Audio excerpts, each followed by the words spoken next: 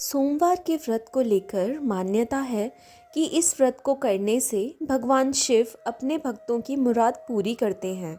सोमवार का दिन भगवान शिव को समर्पित है, इसीलिए इस दिन भगवान शिव की पूजा और व्रत करने का महत्व और ज़्यादा बढ़ जाता है।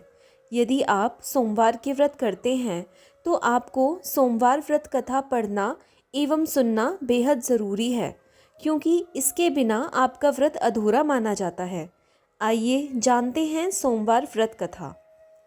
देवों के देव महादेव बहुत ही भोले माने जाते हैं, इसीलिए इनका नाम भोलेनाथ भी है।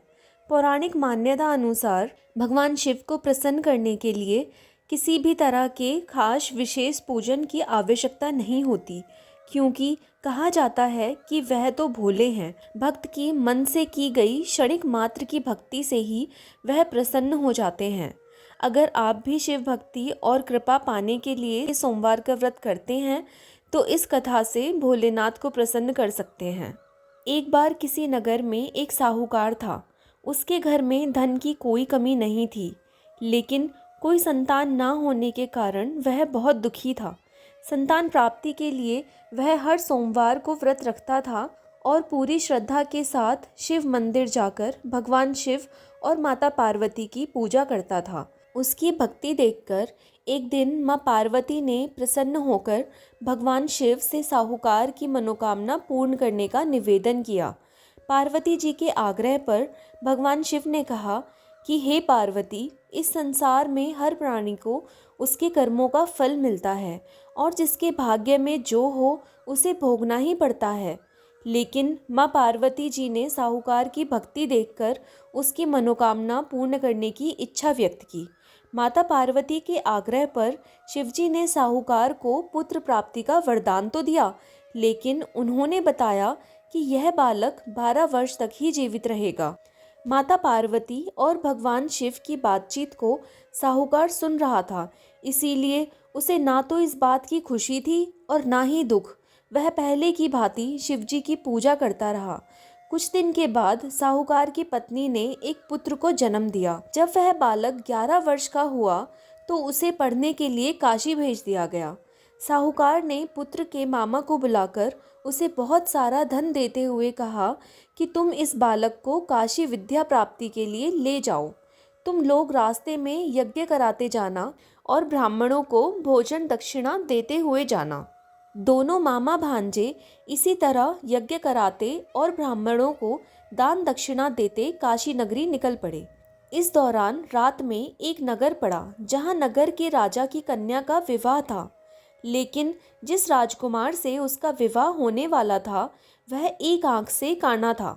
राजकुमार के पिता ने अपने पुत्र के काना होने की बात को छुपाने के लिए सोचा, क्यों ना साहूकार के पुत्र को दुल्हा बनाकर राजकुमारी से विवाह करा दूं।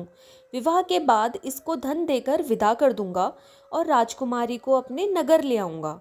लड़के को दूल्हे के वस्त्र पहनाकर राजकुमारी से विवाह करा दिया गया।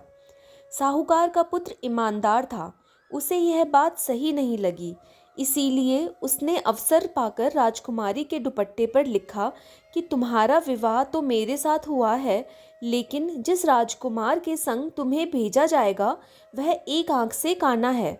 मैं तो काशी पढ़ने जा रहा हूँ।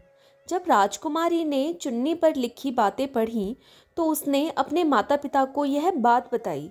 राजा ने अपनी पुत्री को विदा नहीं किया, फिर बारात वापस चली गई। दूसरी ओर साहूकार का लड़का और उसका मामा काशी पहुँचे और वहाँ जाकर उन्होंने यज्ञ किया। जिस दिन लड़का 12 साल का हुआ उस दिन भी यज्ञ का आयोजन था। लड़के ने अपने मामा से कहा कि मेरी तबीयत कुछ ठीक नहीं है। मामा ने कहा कि तुम अंदर जाकर आराम कर लो। शिवजी के वरदानुसार कुछ ही देर में उस बालक के प्राण निकल गए। मृत भांजे को देख उसके मामा ने विलाप शुरू किया। संयोगवश उसी समय शिवजी और माता पार्वती उधर से जा रहे थे। पार्वती माता ने भोलेनाथ से कहा, स्वामी, मुझे इसके रोने का स्वर सहन नहीं हो रहा है, आप इस व्यक्ति के कष्ट को अवश्य दूर करें।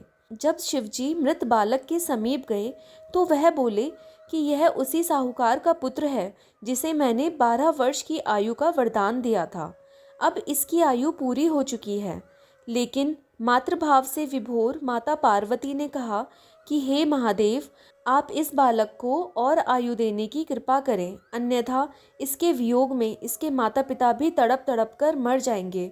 माता पार्वती के पुनः आग्रह पर भगवान शिव ने उस लड़के को जीवित होने का वरदान दिया। शिवजी की कृपा से वह लड़का जीवित हो गया। शिक्षा पूरी करके लड़का मामा के साथ अपने नगर की ओर वापस चल दिया। दोनों चलते हुए उसी नगर में पहुँचे जहाँ उसका विवाह हुआ था। उस नगर में भी उन्होंने यज्ञ का आयोजन किया। उस लड़के के ससुर ने उसे पहचान लिया और महल में ले जाकर उसकी खातिरदारी की और अपनी पुत्री को विदा किया। इधर साहूकार और उसकी पत्नी भूखे प्यासे रहकर बेटे की प्रतीक्षा कर रहे थे। उन्होंने प्रण कर रखा था कि यदि उन्हें अपने बेटे की मृत्यु का समाचार मिला तो वह भी प्राण त्याग देंगे, परंतु अपने बेटे के जीवित होने का समाचार पाकर वह बेहद प्रसन्न हुए। उसी रात भगवान शिव ने साहूकार के स्वप्न में आकर कहा, हे श्रेष्ठी, मैंने तेरे सोमवार के व्रत करने और व्रत कथा सुनने से प्रसन्न होकर तेरे पुत्र को लंबी आयु का वरदान दिया है। इसी प्रकार जो कोई सोमवार व्रत करता है या कथा सुनता है और पढ़ता है, उसके सभी दुख दूर होते हैं और सभी मनोकामनाएं पूर्ण होती हैं। हर हर महादेव।